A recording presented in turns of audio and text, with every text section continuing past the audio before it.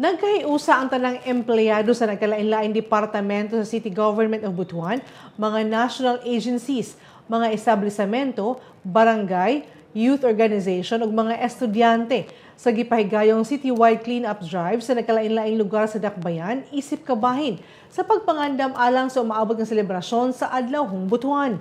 Bit-bit ang ilang mga silhig, sako, guna ug uban pang gamit sa pagpanglimpyo, aktibo silang nanilhig sa mga kadalanan, namunit og mga plastik ug uban pang basura, nanghipo sa mga nagkatag nga hugaw ug naglimpyo sa mga barado nga kanal aron masiguro nga limpyo ug hapsay ang mga pampublikong lugar. Ang kalihukan nagpakita ang pagmintinar sa kalimpyo sa syudad dili lang responsibilidad sa gobyerno, kundi responsibilidad usab sa matag Butuanon.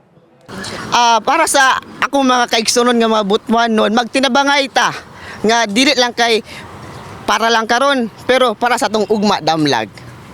Og makatong update ng adlaw alang sa bang pa mga updates, follow and like ang official Facebook page, Instagram ug subscribe sa YouTube channel sa Butuan City Public Information Office.